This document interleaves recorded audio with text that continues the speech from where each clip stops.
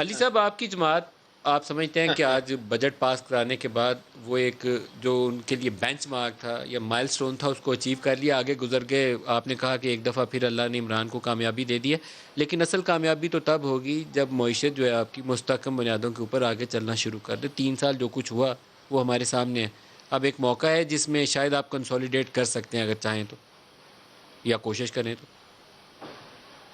دیکھیں، بڑی مجھے ویسے ہمدردی ہے۔ احسن صاحب خود بھی پلاننگ کے منسٹر رہے، قابل آدمی ہیں، لیکن افسوس ان کو ہو رہا ہے کیونکہ ان کا جو اندازہ تھا، دو چیزیں ایسی تھی جس سے یہ امید لگائے بیٹھے تھے۔ نمبر ون، کہ جو اکنامک میس یہ چھوڑ کے گئے تھے، ایک ملک ہے، ٹھیک ہے، اس میں ہر طرح کے لوگ آئے، انہوں نے حکومتیں کی 70 سال۔ جب ہم حکومت میں آئے 70 سال تو ہو چکے تھے اس مملکت خدا داد کو بنے ہوئے۔ ایک جو انہوں نے میس چھوڑا کہ 1 مہینے کا آپ کے پاس فورن ایکسچینج ریزرو نہیں ہے۔ بھائی، یہ ملک ہے، اس طرح تو نہیں ہوتا۔ یہ تو آپ نے بنانا ریپبلک بنا کے چھوڑ دی، ہمارے حوالے کر دی۔ ایک تو ان کو یہ تھا کہ یار اس سے تو کسی صورت نکل نہیں پائیں گے۔ دوسرا، انہوں نے امید لگائی کرونا سے، کہ جب کرونا آیا ان کو امید یہ تھی کہ اب تو یہ بیٹھے ہی بیٹھے۔ جب آپ دونوں چیزوں سے اللہ کے کرم سے نکل آئے، اور اس میں کچھ کریڈٹ وزیر اعظم صاحب کو ضرور ان کو دینا چاہیے کہ جب پوری دنیا بند ہو رہی تھی انہوں نے نہیں بند کیا، ہر طرح کی مخالفت کا بھی سامنا کیا، اسمارٹ لاک ڈاؤن کا کانسیپٹ دیا۔ آخر کو ہوا کیا؟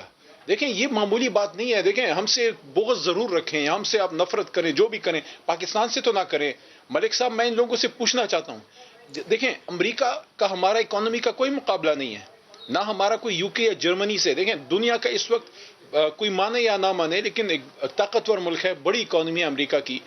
یورپ کا معاشی انجن ہے جرمنی، اسی طرح ساؤتھ ایشیا کا جو ہے ایک اکنامک ٹائیگر ہے، تھار ہے، جاپان ہے، ساتھ میں آپ کے پڑوس میں ہندوستان ہے۔ کسی ایک کا مجھے بتا دے، ون کو نہیں ٹچ کرتا، سارے مائنس میں بیٹھے ہوئے۔ ہم اس پہ خوش نہیں ہیں، دنیا کی ناکامی یا دنیا کی کمزوری پہ خوش نہیں ہے، لیکن ایک ملک ہے اتنے مشکل حالات میں آپ کا 3.9 گیا ہے، یہ کوئی مذاق ہے؟ اور اس کے ساتھ ساتھ جب آپ اب جو بجٹ اس وقت ہم نے دیا ہے، پاکستان کا پہلا ایک ایسا بجٹ ہے جس میں ہم نے بے شمار انسینٹیو دیے ہیں کہ کوئی ایکسٹرا ٹیکسیشن ایسی نہ ہو جس کی وجہ سے کوئی بزنس ایکٹیویٹی رکے۔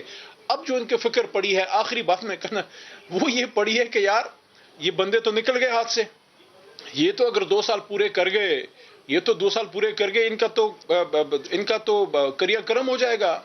پر پنجاب سے، سدرن پنجاب سے تو ویسے ہی یہ لوگ فارغ ہیں۔